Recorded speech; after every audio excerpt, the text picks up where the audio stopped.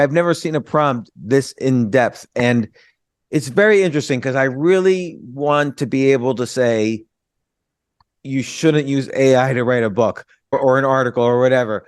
But the reality is, with prompts like this, and I see the outcomes, this could be a really effective tool to at least assist in writing. Like, this is the idea where human and computer together might perform better than one by itself.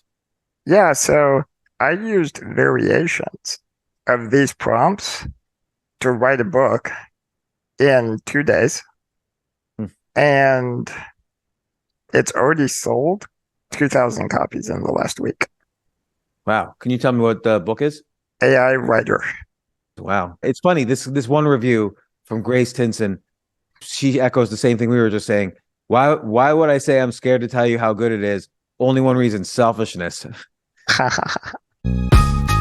This isn't your average business podcast, and he's not your average host. This is the James Altucher Show. Jon, so this AI stuff you sent me is pretty amazing, actually. You basically sent me offline. You were showing me these prompts that could create writing that's undetectable from human writing. And I've been a little skeptical, to be honest, that Chat-GPT writing could be as good as a human's, in particular, as good as mine, as an example. I'm just kidding there. But the stuff that you showed me was pretty amazing. What led you to this? So one of the big criticisms that people have had is, no, it sounds like AI. But one of the I've had that criticism too, and maybe because I've been a little just scared that I don't want AI to be as good a writer as me. Yeah. Maybe I feel a little threatened. Yeah, I think a lot of people feel that way. I mean, I feel that way too, frankly. But what I noticed was actually in the image space. So with Midjourney, for example, that artists and photographers were able to create much better prompts than people who were not artists and photographers. And the reason why is they knew how to describe exactly what they wanted. And okay, sorry, go ahead. It occurred to me, what if the same is true for writing? What if the reason why most people get mediocre output is because they don't know how to describe exactly what they want to write? You know, can I give you an example? It's funny you say that. Sure. A friend of mine was writing sort of a resume, and she told ChatGPT, like, okay, here's all the jobs, here's all the things that happened, and make it eloquent. Well, ChatGPT made it eloquent, like it used all these adverbs and adjectives. And I said to my friend, you know, to really make this good, if you want, I'll do a full edit, but I'm just going to simply remove all the adverbs and adjectives. There's too many. and so you're right. Like, this person didn't really know even to think. Well, first, she didn't know that this maybe wasn't the best resume because of the over flourishment of use of adjectives and adverbs.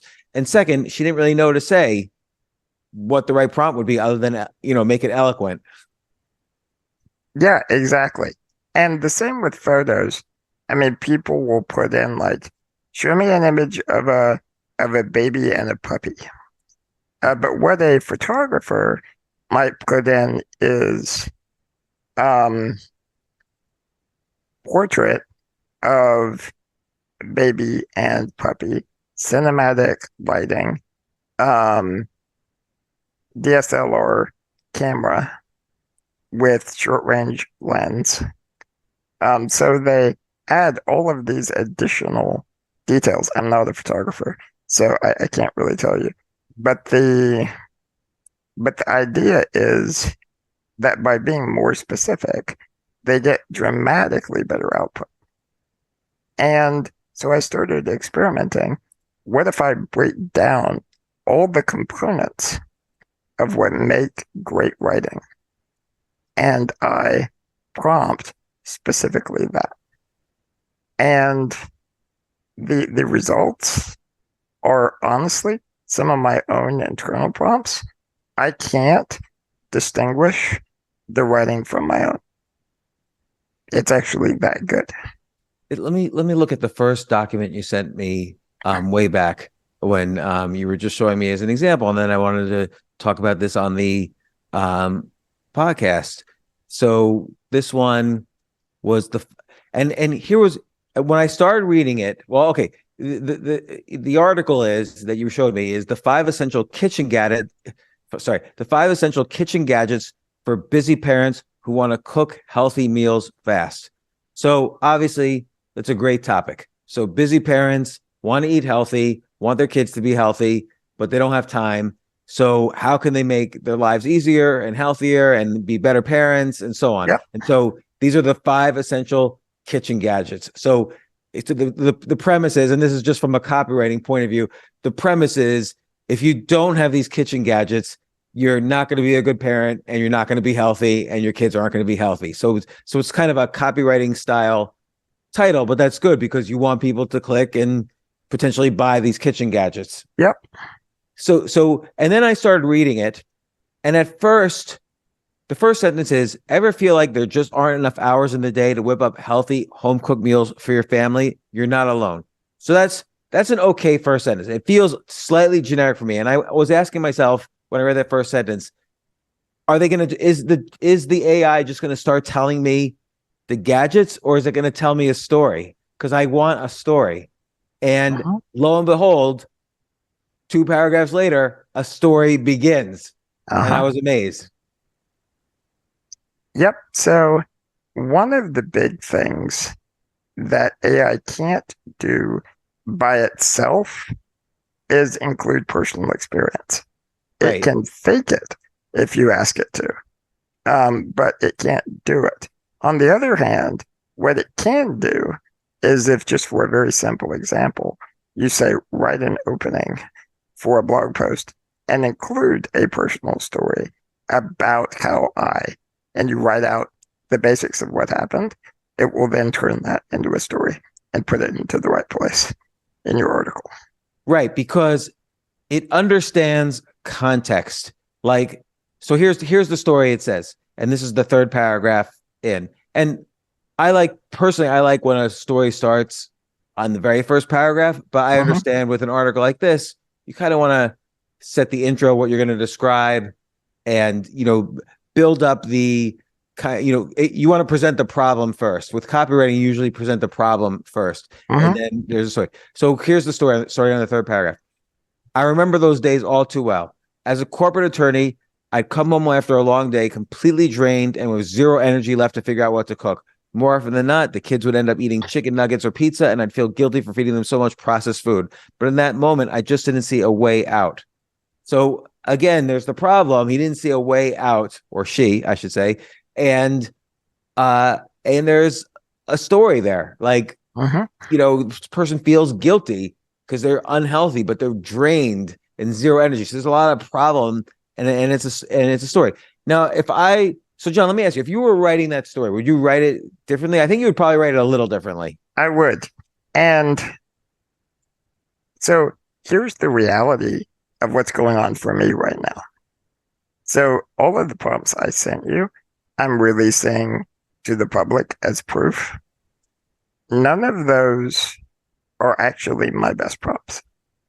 So the prompts that write exactly like me are actually so incredibly valuable that I can't imagine selling them. And so for that reason, like, I have prompts that write an extremely compelling story, starting with the first sentence. Yeah, because like if I was going to write this article, I would probably start off, and this is just me, everybody's different, but I would probably start off, I'm a horrible parent, and I think I hate my life.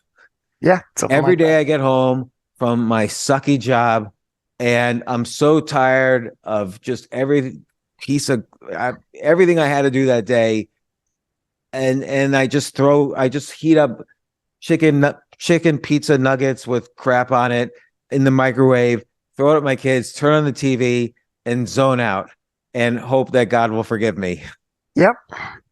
Yeah, exactly. So really getting deep into vulnerability, really starting with, I mean, the components.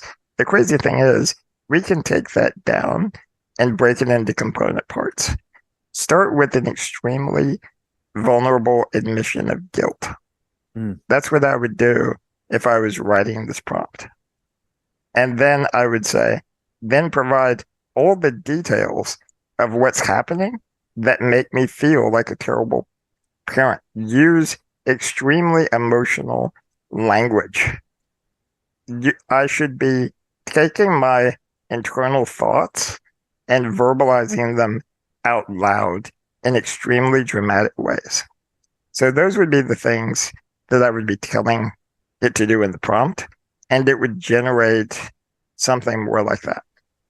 It's so fascinating because what you're basically describing is like you're outlining like a script. Yeah. And then the AI is the writer who is gonna. It's like you're the producer of a TV show. The producer kind of comes up, or the showrunner comes up with storylines, but doesn't write every episode. Yep. They'll sort of say, "This is what I need in the script," and this is what these characters sound like. You know them already because you've been writing the episodes, and now we need this. And then the writer goes off and does it, and that's how you're describing. You're outlining the script for the Chat-GPT, but it has to fit the themes and context of the show, if in the TV example. Yep, and the really advanced version of this is actually you have a collection of templates for different components of writing. For example, I have 9 different templates for the opening of an article. I give you 1. I have 9. And also the next step of that process is even teaching it when to use each opening style and how to make that decision. The next step after that is stringing together prompts to where it can write autonomously. And that's actually what I've done since I first emailed you about this. I know because you sent me another email with specific prompts that you figured we could even try. And so this it's pretty in depth. Like I've never seen a prompt this in depth, and it's very interesting because I really want to be able to say you shouldn't use AI to write a book, but or an article or whatever. But the reality is, with prompts like this, and I see the outcomes, and we can go over that. This could be a really effective tool to at least assist in writing. Like this is the idea where human and computer together might perform better than one by itself. Yeah, so I used variations of these prompts to write a book in 2 days, a complete book, and it's already sold 2,000 copies in the last week. Wow. Can you tell me what the book is? AI Writer. Is it on Amazon? It is. It is. We also, if you like, I can give your audience a link to where they can get it for $1. Oh, well, I think they would like it. I see it's on Kindle, $9.99. Yep. So yeah, so AI Writer. It's already got 16 ratings, 5-star. Use ChatGPT to write 100x faster. Yep. And let's see the 149 pages. Wow. Yeah, these are good reviews. Yeah, it's funny. This one review from Grace Tinson, she echoes the same thing we were just saying. Why would I say I'm scared to tell you how good it is? Only one reason: selfishness. And that's just it. Is that I still won't believe that if I'm at my peak, it's like you said, AI is bad at personal stories, and this is being human is always having unique experiences, always striving for unique Yep. experiences. And that will, I think, will keep you ahead of the AI a little bit, the more stories in your arsenal. But to your point, you could kind of describe that story to the AI and say, link this with neuroscience and write an article. Yep. And it knows things I don't. So it'll be able to use my story and link in, well, here's where his dopamine was firing off. So that's why he was acting like this and so on. Yeah, exactly. So I what I believe is that AI doesn't replace the process of thinking about how to communicate your ideas. What I believe it replaces is the word processor. So in the future, people who are called writers won't be going into a Google Doc or Microsoft Word or WordPress or whatever. They'll be going to an AI bot and saying, write me this, and this is how I think about it. And it will do an amazing job of communicating their thoughts and experiences. So it's going to replace some of the skill that you and I worked really hard to develop. Don't tell me that. It's 30 years of work. I know. On the other hand, it doesn't devalue the experiences or the insights themselves. I AI wonder, does, go ahead. AI doesn't know what I've experienced in my life unless someone has published about it. So it can't replace that. Like, do you think you could write Jon, we've talked about your story several times on the podcast. It's a super intense story. You've had an amazing life and you've achieved so much. Do you think you would be able to use AI to write your autobiography? Yes. And would it be as good as you writing it? No, not right now. I would say it would be about 95% as good. And what's the 5% difference? Is it stuff that on the fly you think of an analogy or the process of writing itself reminds you of something that you then want to point out? And if you're using AI, you wouldn't get that insight? Yeah, I think that's what it is. I mean, as anyone who's done any sort of long form writing, you typically start out writing about one thing and realizing what you want to say is actually something completely different. Yes. And if you're using AI, that probably won't happen. Well, well, here's one. Can I read this prompt you just sent me a little while ago, actually? You want the AI. So on the broad theme here is you want the AI in this prompt to write an irresistible headline, and so about a topic. So here's your prompt, and it's a very long prompt. When I've experimented with the AI for writing headlines, and what I say is, write me 5 interesting headlines about X. But yours prompts not like that. So I'm just preparing the listener. I'm going to read your prompts to the AI, and then if you want, we can even see what happens. Sure. But okay. So here's your prompt. Here's what you said to Chat-GPT. I'm writing an article about time management for busy parents. Please brainstorm headline ideas based on the following instructions. 1, narrow the topic of the article to a possible outcome that will be satisfying to the target audience. Be concrete and specific. Describe what a photo would look like of this outcome. Think about 3 dominant emotions the audience will have prior to achieving this outcome. This is so interesting. Each headline should be appropriate for the dominant emotion and include emotionally intense language without sacrificing clarity. Also use informal, colloquial, and vivid language. Ignore the original topic. Brainstorm 5 headline ideas focused on the outcome photo, the audience, acknowledging the dominant emotion, using the instructed language style, and using proven headline templates. At least 2 headlines should be different styles of lists. One of the lists should be focused on the topic of a product category that can help the audience. Do not use the word products. Instead, choose a specific product category.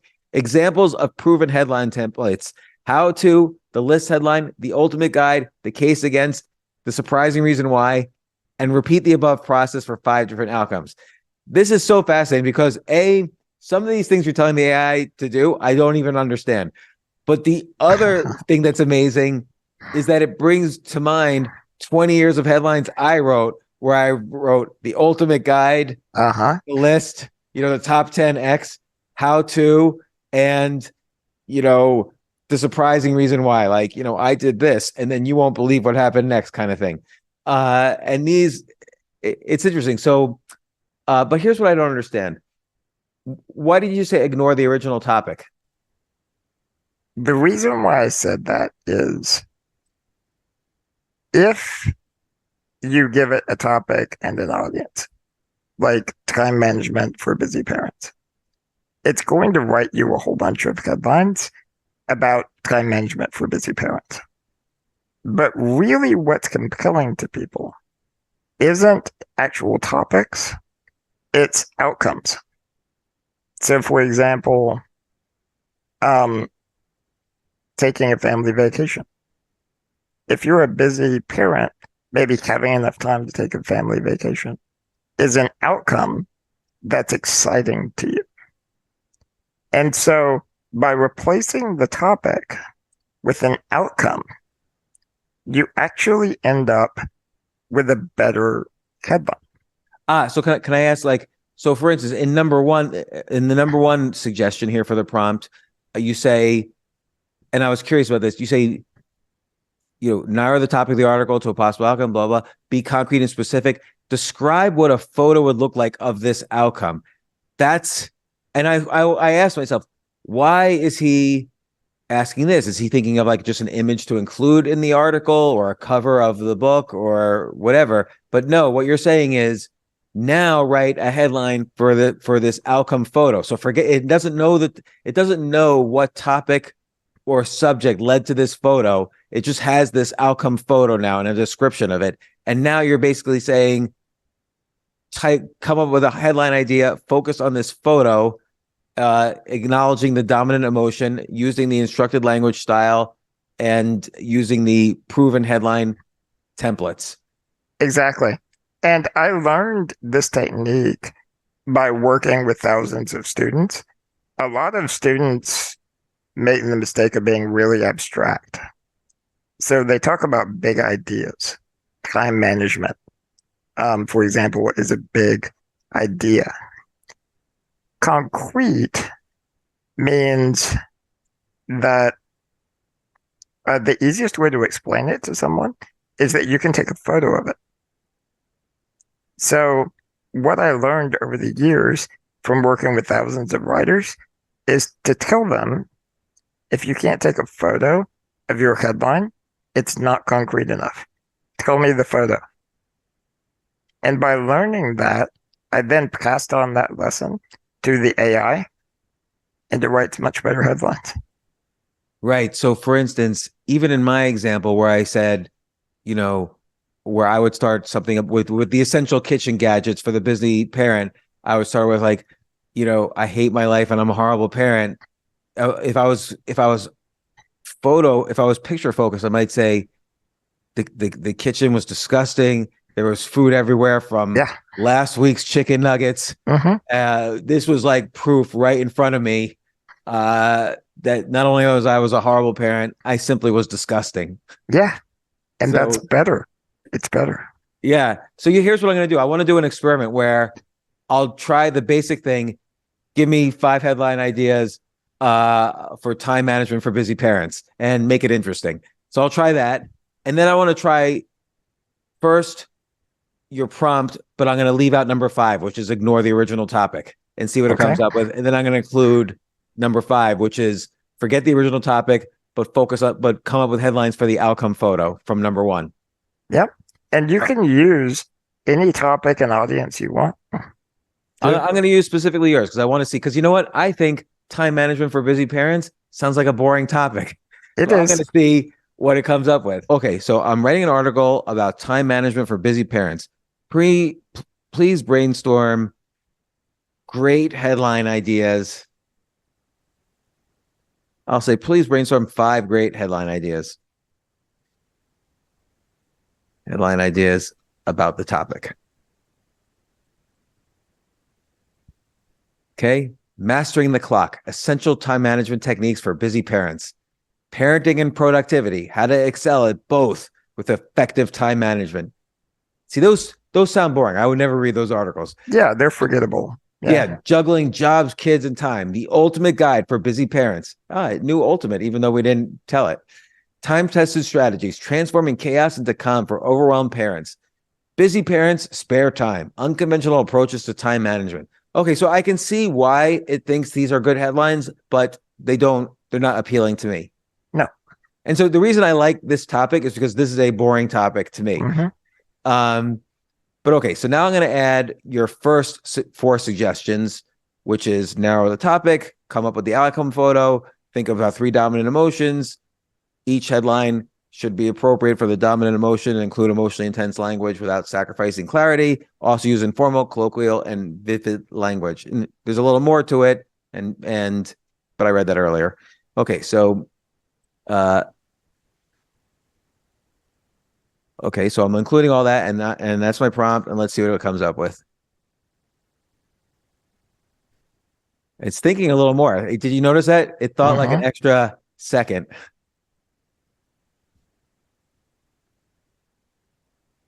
Okay, I'll start reading them. From chaos to calm, how busy parents can finally enjoy a tranquil family dinner. I like that because it doesn't mention time management. You notice how the other ones all mention time management. The phrase time management is a boring phrase. Yep, it's abstract. Tranquil family dinner, I can picture that.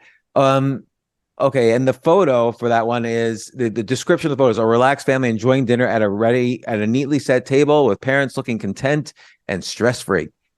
Say goodbye to burnout. Reclaim your evenings with smarter time management. Okay, so that one still uses time management, but again, we haven't done the 5th suggestion yet. Unlock serenity. How time management can lead to stress-free weekends for busy parents. Okay. Transform bedlam into bliss. Your path to bedtimes without battles through savvy time management. Okay. That would have been good if they did not include, if ChatGPT did not include through savvy time management. Like if they just said transform bedlam into bliss, your path to bedtimes without battles. I get it. Okay, when you have a family, bedtime is like a whole battle with kids. Conquer. Okay, here we're back to the clock here. Conquer the clock, break free from the morning rush, and start your days with a smile. But okay, that is a little bit different than, let's just compare again. Time-tested strategies transforming chaos into calm for overwhelmed parents. So that's almost, the earlier headlines were almost a little too specific. You like you said, you're now getting into the stage where we're starting to picture a story. All right, so now is the big test. I'm going to include your final suggestion to ChatGPT, which is ignore the original topic. Brainstorm 5 headline ideas focused on the outcome photo. And then you have some other suggestions there. But like as an example, in these outcome photos, the descriptions were, and I didn't read these, but I read one of them. A relaxed family enjoying dinner at a neatly set table. A family enjoying a sunny weekend picnic in the park without any visible signs of stress or hurry. Parents peacefully tucking their kids into bed with smiles all around and no signs of resistance or fights. So now it's this 5th suggestion for the headlines is ignore the original topic, but come up with headlines using all the techniques described, but forgetting the original topic. And you're going to come up with a headline for the outcome photo. Okay, so let's see. We'll put that in.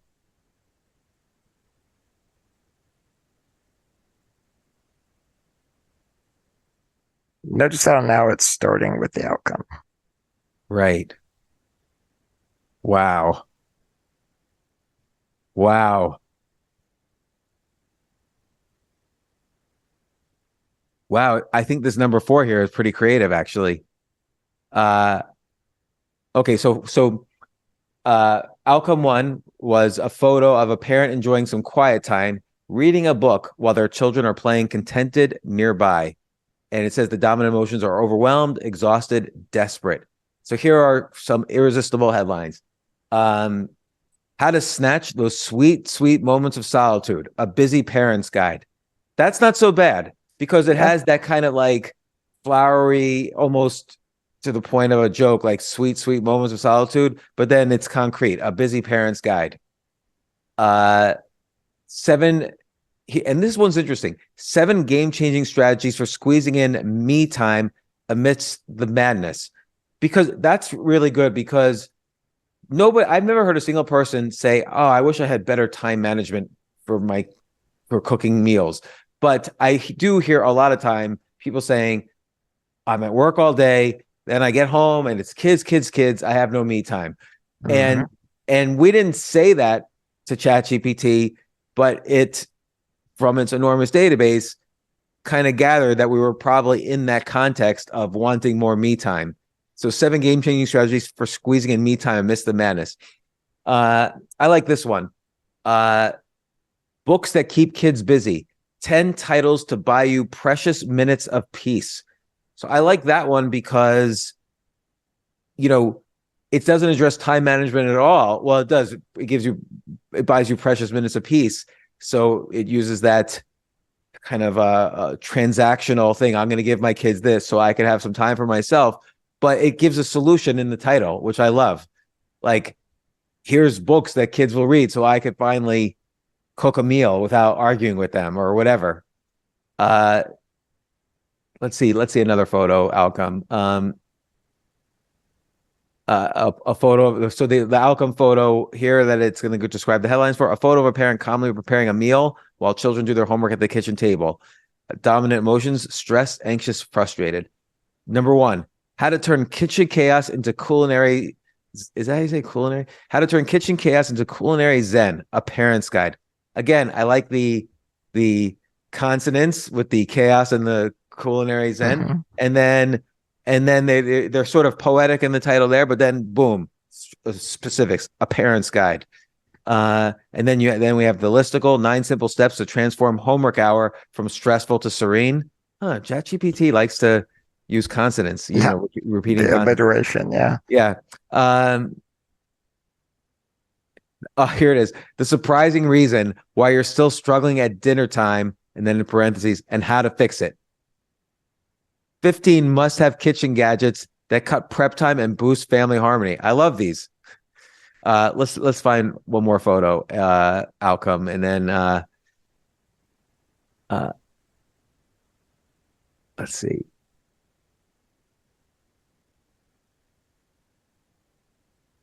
Okay, here's outcome 5 is a photo of a parent calmly dropping off their children at school, looking relaxed and ready to start their day. The best grab-and-go breakfast foods that will revolutionize your morning routine. I like that. I would like to know what the best grab-and-go breakfast foods are. The case against rush hour madness. How to start your day with zen, not zest. Love that. This is good. And these headlines are so much different. Again, I will read a couple of the headlines from the very first prompt. Parenting and productivity. How to excel at both with effective time management. Ugh, it's like from the Harvard Business Review, but worse. Time-tested strategies. I read that one. Juggling jobs, kids, and time. The ultimate guide for busy parents. It's horrible. So these are good, these prompts and these headlines. What would you do differently, John? Like, would you have a headline different? They're pretty good. The only thing I would do different here is a little bit more pre-work on really analyzing kind of what keeps parents up at night to try and choose the most effective photos. That's what I would be focusing on. Yeah. So what happened was, I guess, is that my very, very initial prompt, which is just please brainstorm 5 great headline ideas about the topic, that was really generic, and it gave me generic headlines. Here, it's the photo descriptions, like a relaxed family enjoying dinner at a neatly set table with parents looking content and stress-free. That's almost a little generic. And so now it's coming up, it's kind of squeezing a compelling headline from that photo description. It's not as generic as my initial description of the topic, but so you might throw in a little bit more detail on how it should describe the outcome photo. So let me give you a really, really good example.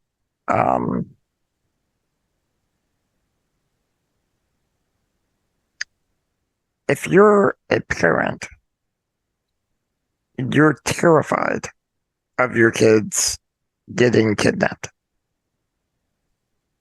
or molested, Yes. right? It's an extremely dark topic. Um, you also really, really want your kids to be effective, like productive human beings, like good, productive human beings. I think most parents do. Like the idea of your kid just sitting on the couch all day is like their worst nightmare, right? Yeah. So what I would do is build photos around both those dreams and those nightmares in my mind that have extreme emotional impact on the audience. And then I would use the same headline process that I used here. What's different in my case, as someone who's been doing this for a long time, is really just the strategy of which photos to focus on. That's so funny. So basically, in addition to saying perhaps I'm writing an article about time management for busy parents, please brainstorm headline ideas based on the following instructions. So maybe the first instruction is keep in mind my worst nightmares are my children being kidnapped or molested and my kids turning out to be, dumb schlubs who just watch TV all day. Yep. And then I would just include the rest. Yes. If you did that, you would get dramatically better answers. Can I try that? Sure. Okay, let's see. Okay, so I'll say 0.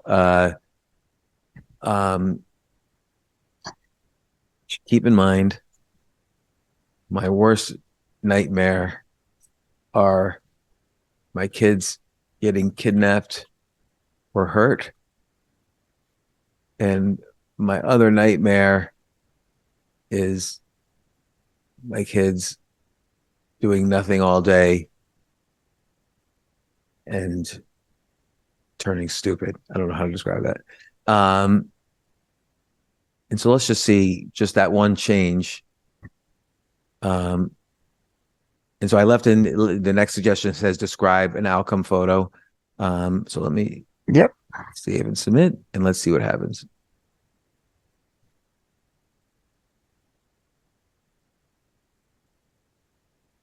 Big difference. So like, for instance, this outcome photo, kids engrossed in educational games or projects at the dining room table while a parent watches over with a relaxed, proud smile. And headline, how to nudge your kids from couch potatoes to brainiacs, a parent survival guide. So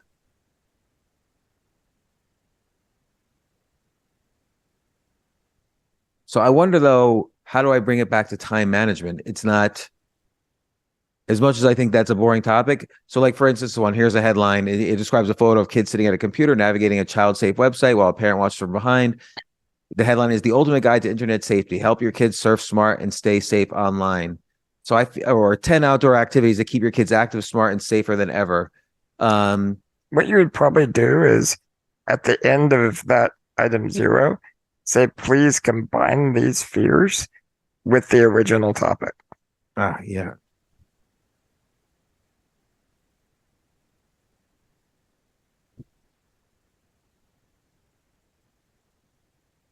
So I'm trying to think, okay, before I submit this, what kind of, so basically I'm a parent, I'm going crazy. I don't have time for myself.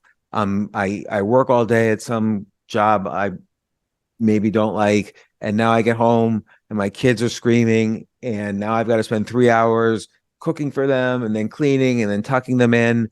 And I'm exhausted and I have no time for anything. And there's a broader context in that I want my kids to be good people and I don't want them to get hurt. So I'm trying to figure if I was to write this, I would maybe say, I don't know, let's say the listicle form. This is hard actually.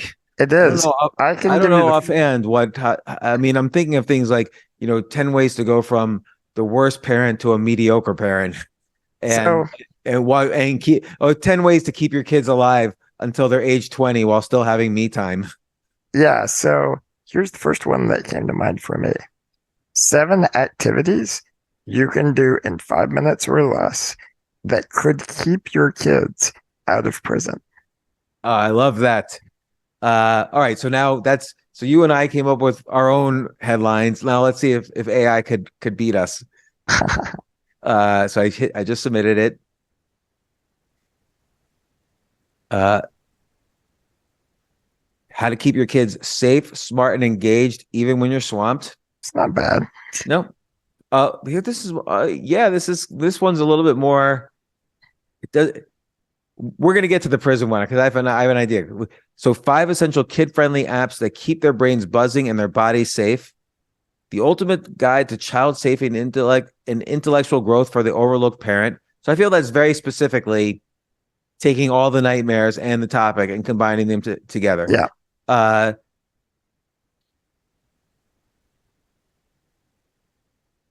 It just did an okay job Yeah. at combining these. It's not great.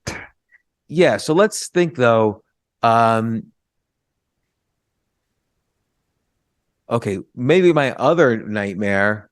Let's just one more time. And now then the question is, okay, so on the one hand, if I truly am having it compete with me and I feel like my headlines are better, the other way to use something like this is have it make these headlines and then I edit them using my style. So Yep. So I'm gonna edit this one more time, and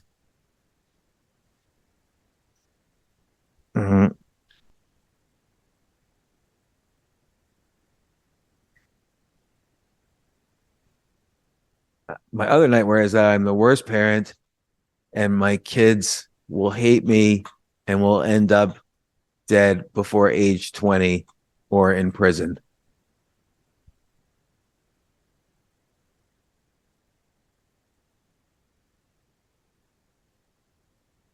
Let's see.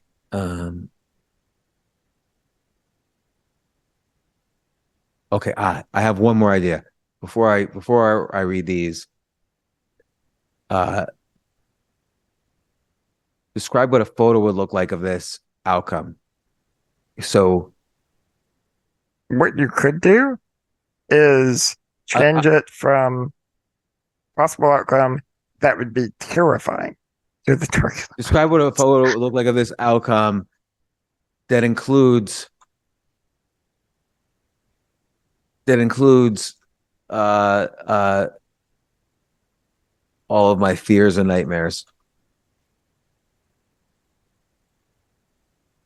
I don't know if that makes sense, but we'll see what it does. Yeah. So this process that we're going through here is basically prompt engineering. So Yeah, the way I come up with prompts, I'll sit here and just play with things for 10, 20 hours sometimes while working on a prompt. And then I get it to the point where it's more or less giving me the output I want.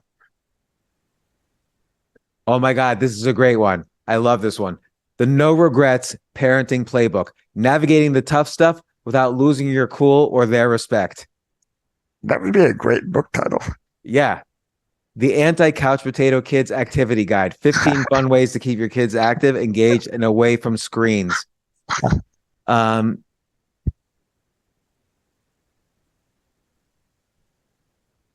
Yeah, you know what though? It's interesting. I think it's because my way of describing how it should describe the photo wasn't so clear. So now I'm getting addicted. I hope you guys aren't getting bored. I'm gonna try. So I said, describe what a photo would look like of this outcome that includes all of my fears and nightmares. Let me just say, describe what a photo like of this outcome and be extremely descriptive of all the nightmares I described above. See, all the nightmares I described above, the problem is in the outcome, the nightmares don't exist. That's the problem with how I'm doing this. And have the photo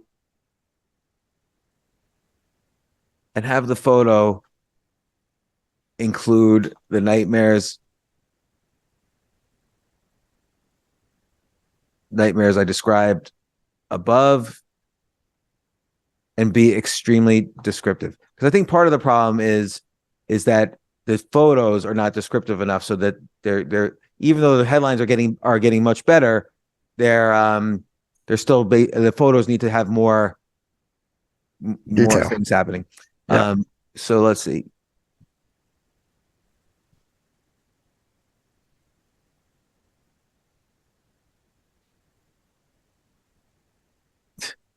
Yeah, it doesn't quite get fear. I think what you might have to do.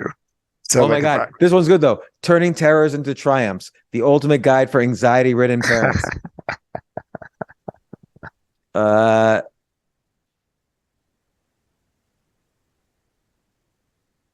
From zero to hero: how to be the super parent your kids love and respect. It's a little like you go from shitty parent to mediocre parent. The ultimate guide to turning guilt into glee, reclaiming your parenting prowess. That's a good one. That's a competent one. The surprising reason why your kids might actually think you're cool. That's a good one. I would click on that. How to raise kids who love books more than trouble. That's the surprising reason why open conversations could save your kids from juvenile delinquency. That goes to your prison thing. Uh-huh.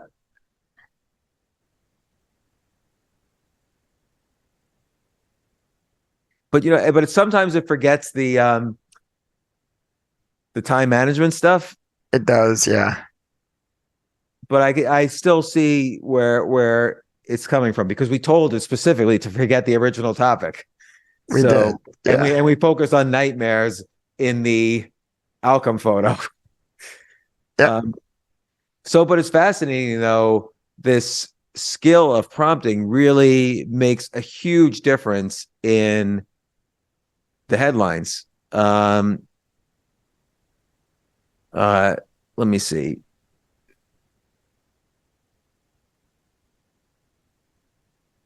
Okay, here. So let's see.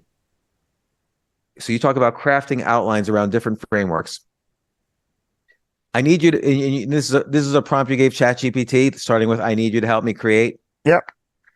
I need you to help me create a detailed outline of the headline, how to give your first speech in 5 simple steps. Please focus on specific actions with a timeline of 1 month. The first step should be joining Toastmasters, and the last step should be giving their first speech at Toastmasters. So let me see. Let me put that in. And this is just a basic outline. We don't want this to be incredibly creative. You're just brainstorming steps. Right. So this is like step 1 of creating a framework that's going to make your article. Yep. Okay, let me see. Go to ChatGPT.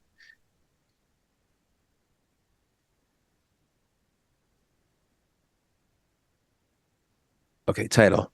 How to give your first speech in 5 simple steps. We already told it the title. Introduction, a brief overview of the fear of public speaking and the benefits of overcoming it. How to find and join Toastmasters. Step 2, understand speech structure. That's good. Like speech structure, if I was teaching people how to give a speech, I would talk about first the fear of public speaking and the benefits of overcoming it, like the benefits in general of public speaking. Mm-hmm. I would include, here's what the structure of all your speeches should look like. Choose a topic and prepare your speech. And it talks about, the outline has a sub outline, which is, how to practice your speech, craft your speech. and then get feedback so you could learn. So this is good. And then what would you do with this? So if you go back to the list of prompts, go down to, so we have writing your article. Go down to the body, just to show you an examples. There you go. Oh, the body. I see. Please use the outline I provided to write 1,500 words in total article. Exclude and ignore the introduction and conclusion. I will write them separately. That's very smart, actually, because, it's very funny you say that, because I've written a lot of articles with writing advice, and I always say, write your whole article and then take out the introduction and conclusion, and your article will actually read better. Because often introductions, an introduction is when you're not quite sure yet what you're writing. So the introduction is usually the worst paragraph in the whole thing. And the conclusion, it's like you feel like you have to write a conclusion. So it feels separate from the style of the article. So often an article will read better if you just write the whole article and take out the first paragraph and the last paragraph. And this is a little bit implicitly what you're telling Chat-GPT. Focus on following the outline, provide clear logical thoughts with transitions between ideas. When explaining a point that can be difficult to grasp, make sure to provide an example. Empathize with the reader, what the reader may be thinking. You are an authority on this subject, but do not talk about yourself or compare yourself to the reader. Be humble. You're writing in all sections. Use short, punchy sentences, colloquial language, and contractions to create a compassionate and approachable tone, and use rhetorical questions, metaphors, and parallel structure to make your writing engaging and memorable. Use vivid and descriptive language, and so on. What do you mean by parallel structure? I just don't know that. It means there are a couple of different ways you can do parallel structure, but it would mean you might have several sentences following the same structure together. It's something people don't notice, but it actually makes your writing a little bit more poetic when you do that. So I'm gonna put in this prompt. Step 1. Ever had a meet cute with a club? That's what joining Toastmasters feels like, only better. There's that sense of curiosity, the excitement, and the promise of something that'll change your life.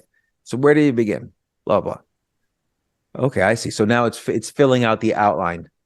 And it took out an introduction. So it went right to step 1 because you told it to take out the introduction. All right, so I'm gonna stop it. It's interesting because now you could then, starting from this, you could then modify accordingly. So it's just like we did with the other one. So I'm going to just take this one about, can you create an outline for the speech, how to give your first speech in 5 simple steps. I'm just going to add I'm going to take out the Toastmasters one because it seems to focus on that. I'm going to say, give techniques from neuroscience for each step, and use historical examples of famous speeches in history to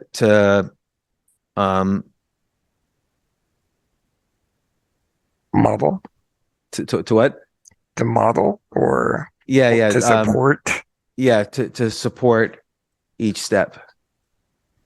All right, so let's see. This should be insane. How to give your first speech in 5 simple steps. Introduction. Brief overview of the importance and impact of public speaking. It does this sometimes where it just repeats. Okay, let's see. Importance of supportive environment. Historical example, Winston Churchill's participation in various debate clubs during his school year.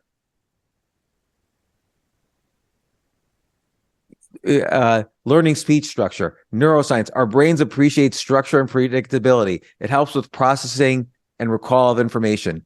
Historical example, Martin Luther King Jr.'s I Have a Dream speech with its clear beginning, middle, and end. Choose a relevant and engaging topic. Neuroscience. Dopamine is released when we engage with things that interest us. Choose a topic that will be engaging for you and the audience. Historical example, John F. Kennedy's moon speech which centered around the exciting and relevant topic of space exploration. Now, this is good. It's doing a whole lot of work that Yeah. would normally take hours and hours and hours. Right. do. Like for instance, step 4, practice and refine your speech. Like, so imagine if I was writing an article about 5 simple steps. This is a great one. The importance of practice. Neuroscience. Practice helps to build myelin, which speeds up the transmission of electrical signals related to the practice skill. That's very true, but I would not have probably thought of that if I was writing just off the top of my head an article about making a good speech. An historical example. Demosthenes, an ancient Greek orator, famously practiced speaking with pebbles in his mouth and against the roar of the sea. So that's a really great example because it also shows often you're going to have to give speeches in adversity. There might be noise from the conference room next door. People might not be listening to you. And that's a good way to practice. This guy Demosthenes, 2,000 years ago, practiced with pebbles in his mouth. Mm-hmm. And then deliver your speech by calming pre-speech nerves. Neuroscience, deep controlled breathing can help to manage the body's stress response. Historical example, Mark Twain, who despite his reputation as a great public speaker, often dealt with nerves before speeches. Okay, but I have a question. Explain how Mark Twain dealt with nerves before speeches.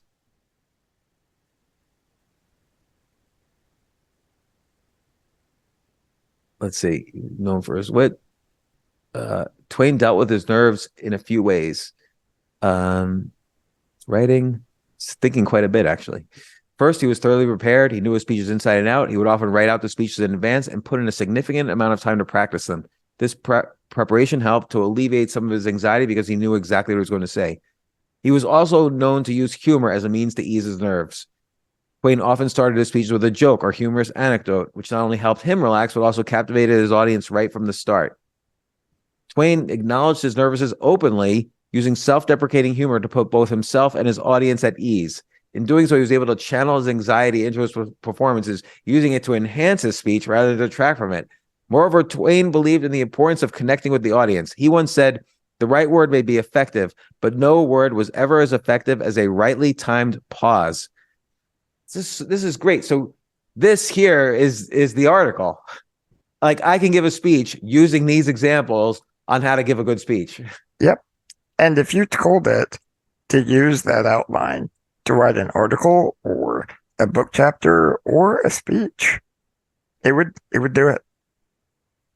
So this is really interesting. And again, well, do we feel threatened, Jon? Yes, of course. I wanted you to cheer me up. No, I can't. Here's what I will say. So here's where this is going. Right now, this is a huge opportunity as well. So what we're doing at my companies is using this to dramatically accelerate the content production cycle and produce more content than ever before at an even higher level. Yeah, because here's the thing. It still was me asking to explain in more detail how Mark Twain dealt with nerves. Exactly. And that's finally where you start. You dig and you dig and you dig, and finally you hit oil. And this is where like the real oil or the gold is of this outline is in this example, these examples of like Mark Twain. And if I asked it to make the Winston Churchill one more detailed and so on, so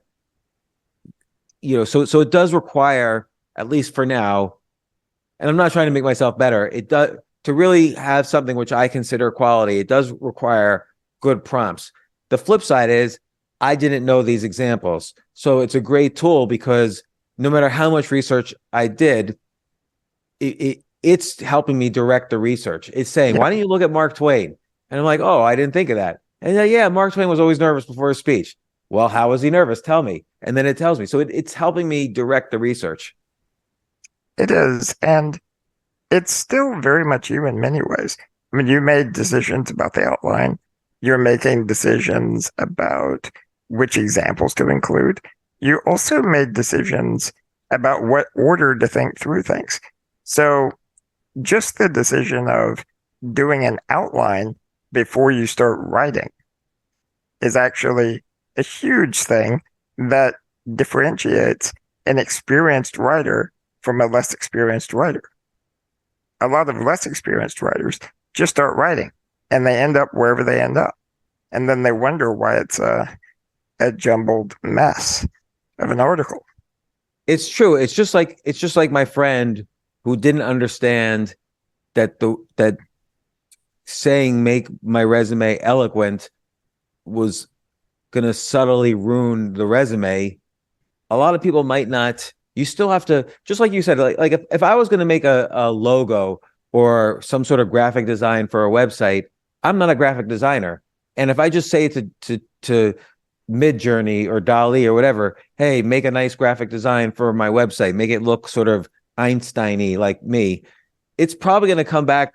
I myself will not be able to determine if what it comes back with is a good design or not. Like I still need a graphic designer who knows good design from bad. Hey, this maybe it needs fewer buttons on the front page or less scrolling or whatever. It's, I still need a designer to kind of really finish the job.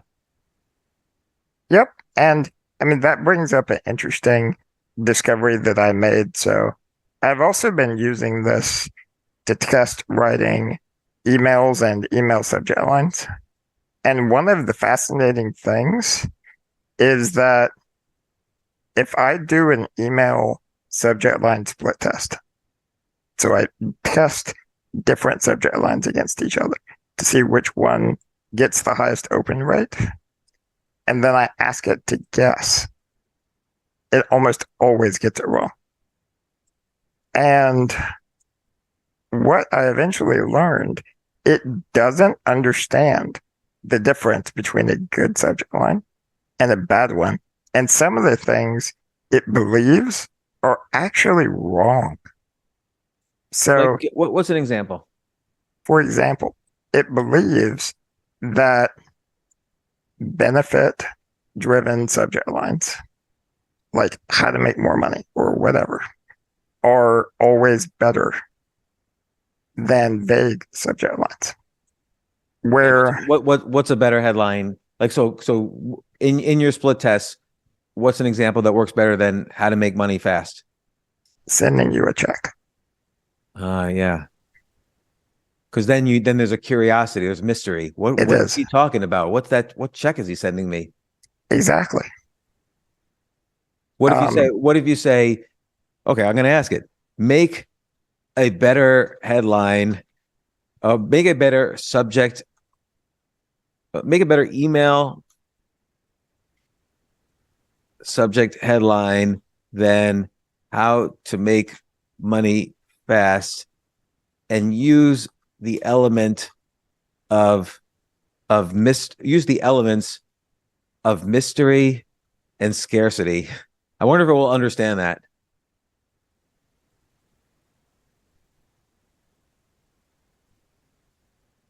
All right, it's a little better. Unveiling the secret. Limited spots for exclusive wealth building strategies. It's okay. Yeah, it's okay. It's not going to work, but that's because it's specifically using mystery and scarcity. It's unveiling the secret is mystery, limited spots for scarcity.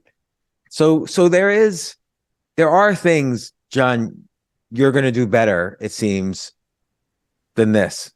Well, so here's how I finally fixed it. I told it, so imagine everything you know about email subject lines are wrong. And here's actually how they work.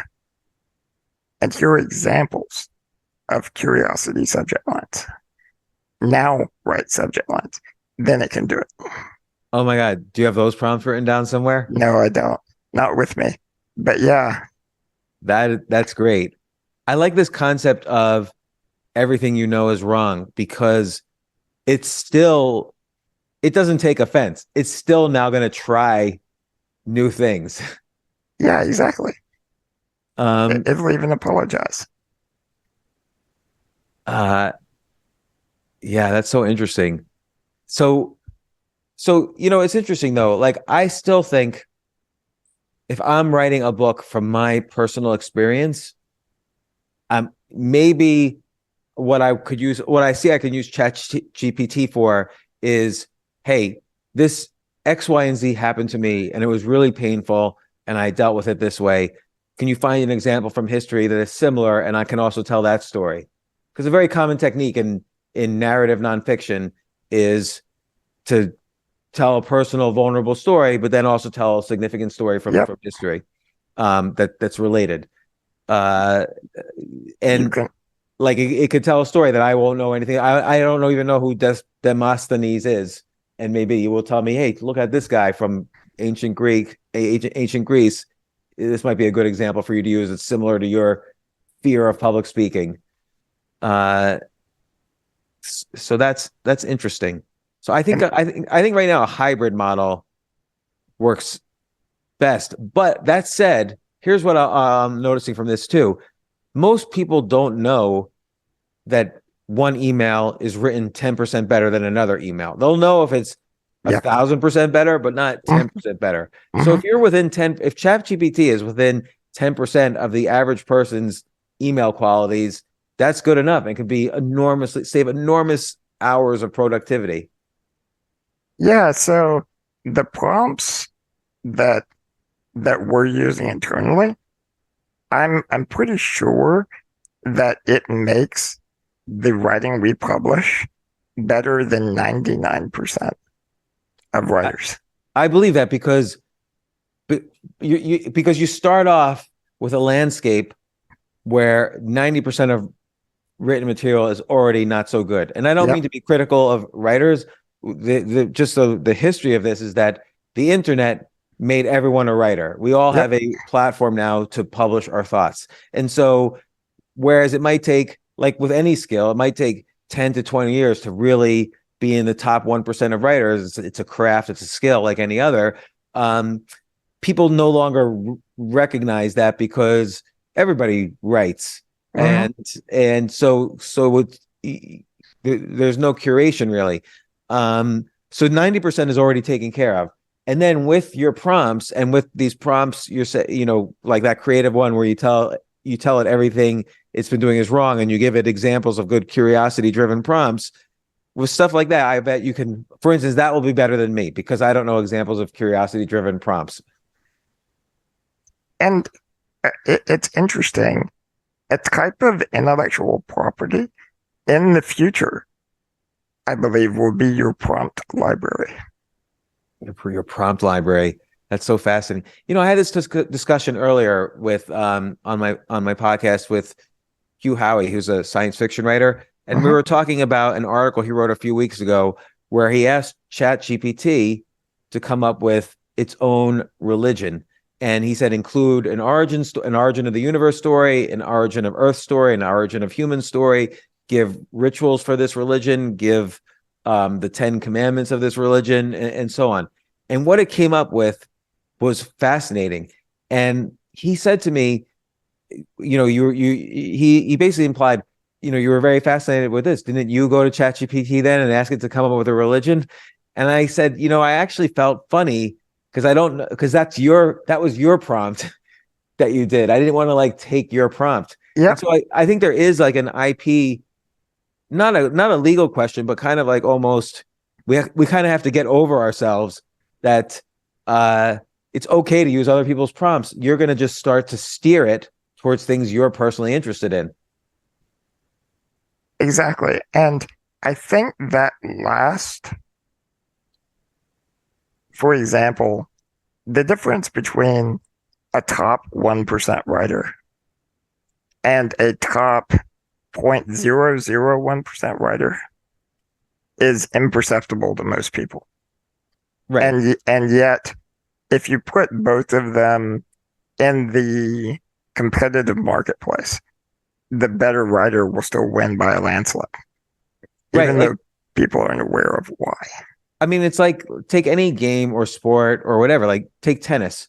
The number one tennis player in the world, you and I would not, if we're watching them play, let's say we're watching them play other people.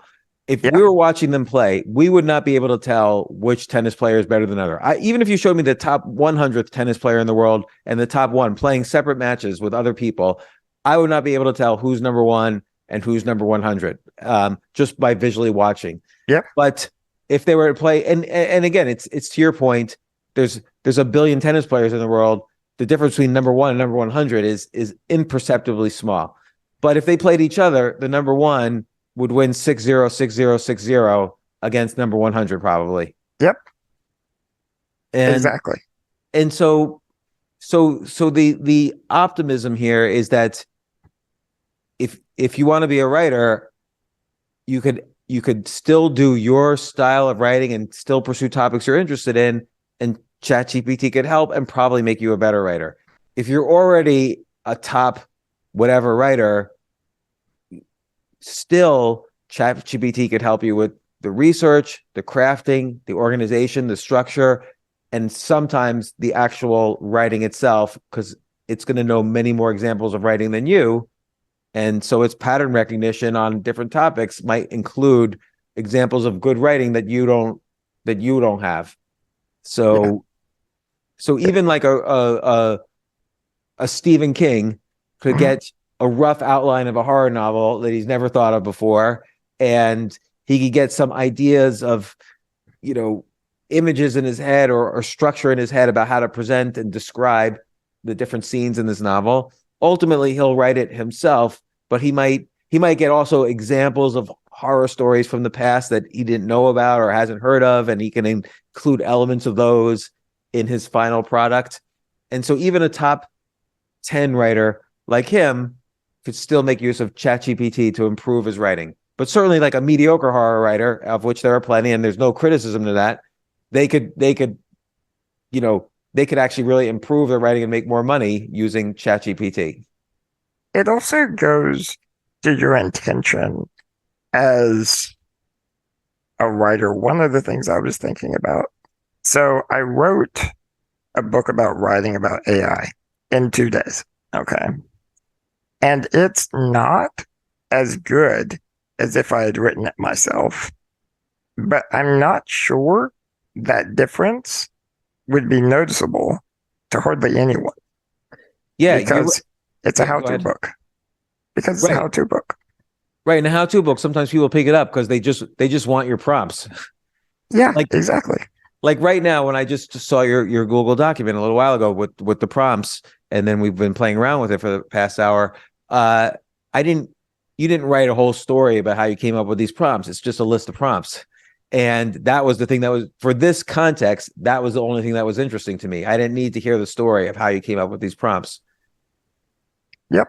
Now, on the other hand, if I were writing my life story,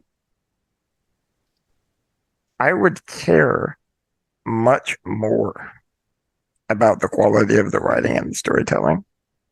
And I would spend much longer and probably write a greater percentage of it because I would care to accurately reflect my personal experience.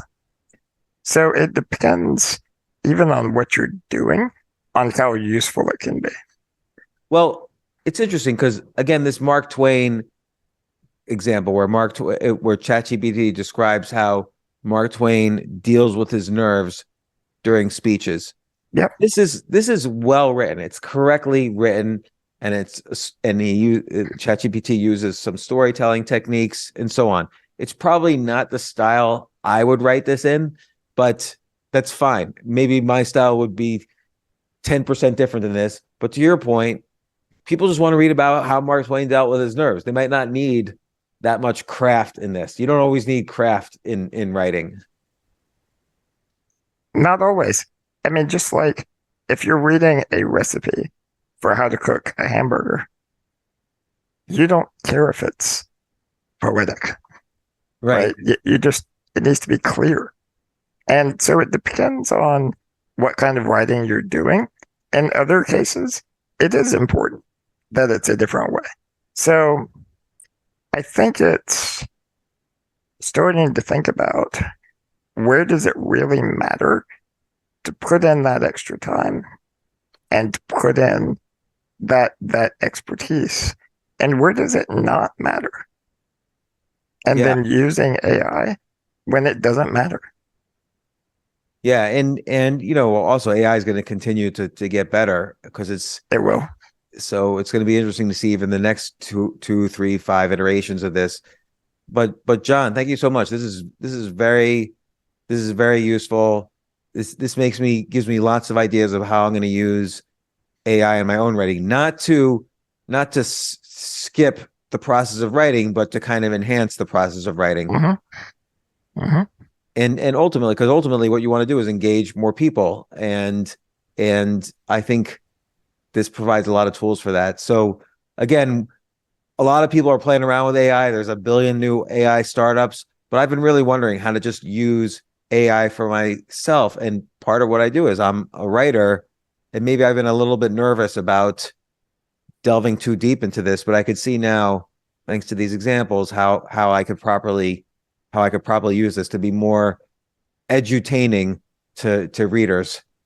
So Jon, thanks for coming up with these prompts. I know you held the best for your subscribers and stuff. So how can people find out more about your stuff? How about and get all your great prompts? So yeah, if you'd like the book, I set up a deal for James and your audience. So if you go to smartblogger.com/James, it'll give you the book for only $1. You can have the whole thing with all the prompts and everything. And then you can have fun.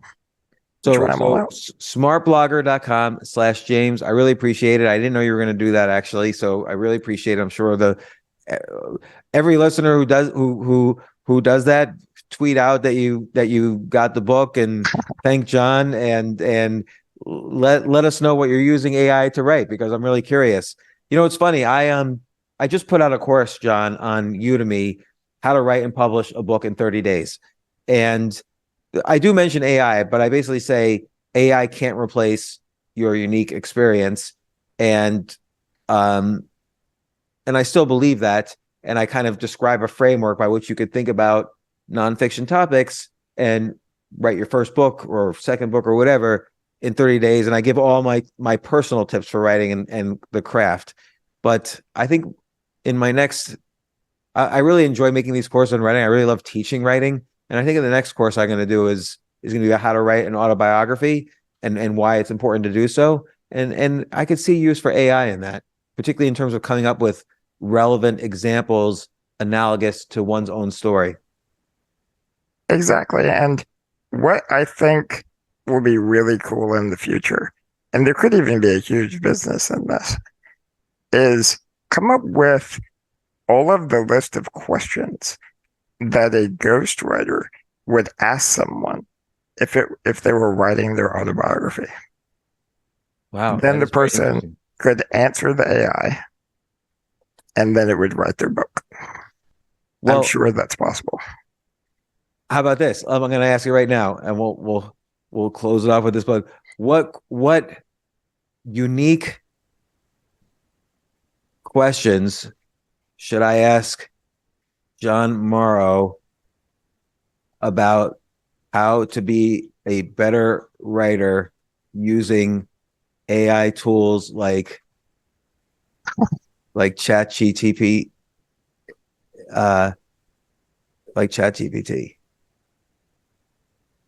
So let's see if Chat-GPT would be a better podcaster than me. Probably will be. If you scroll down some. Oh yeah. Jon, as an expert writer, how do you think AI tools like Chat-GPT could enhance the creative writing process? Could you share any unique ways you've utilized AI writing tools to improve or streamline your own writing process? Well, you did do that. In your experience, what are some of the unexpected benefits or challenges of using AI in writing? That's a good question. How can we use AI tools to enhance our writing without losing the human touch and emotion? That's a good question. It's almost like it knows its own weakness. What's your advice for writers who are hesitant to use AI tools like ChatGPT in their writing process? This is like what we've been talking about the whole time.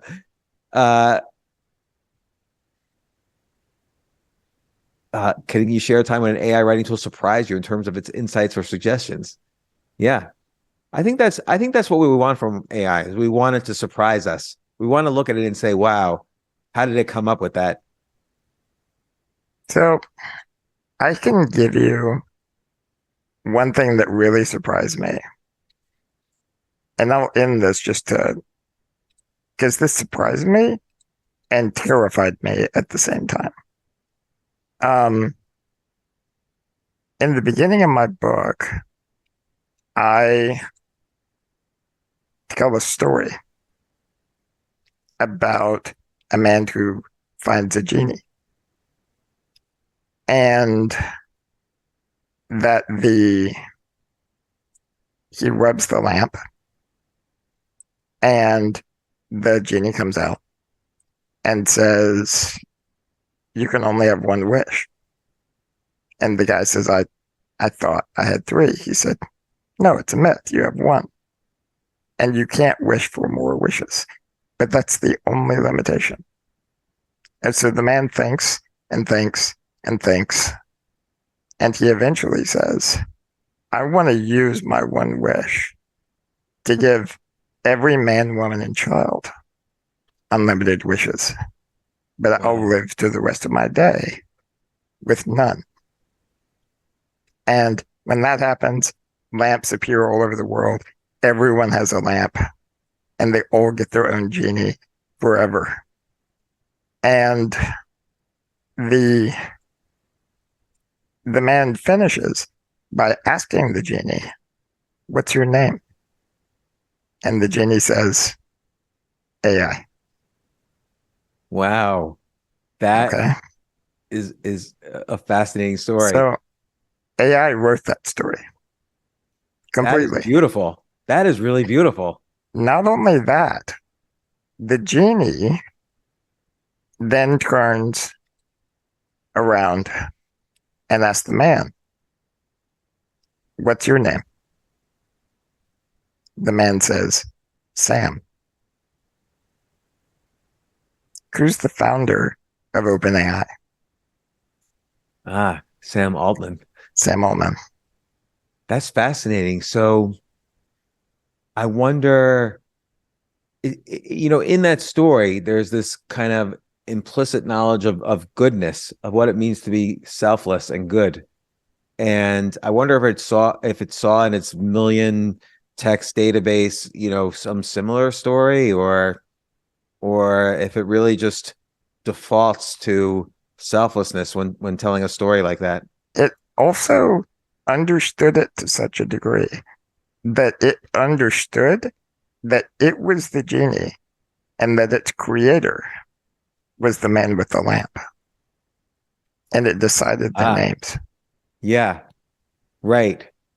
That's fascinating also. So interesting. And like you said, there's a little bit of terror in that. There is, yeah. All right, it's going to be a fascinating decade, that's for sure. So, Jon, thank you so much for coming on, and come on anytime. Yeah. I love talking about all this stuff. I love talking about writing. You're always a great guest. Next time you have like some amazing prompts, bring them on, and we'll have AI Thursdays and like more prompts every so many weeks or whatever. It'd be fun to play with this. But thanks for having me. Yeah, thanks, Jon. Again, go to smartblogger.com/James to get all of Jon's great prompts and try all this out for yourself. I'm just curious what people will come up with. And thanks so much, Jon. Thanks everybody for listening. All right. Thank you.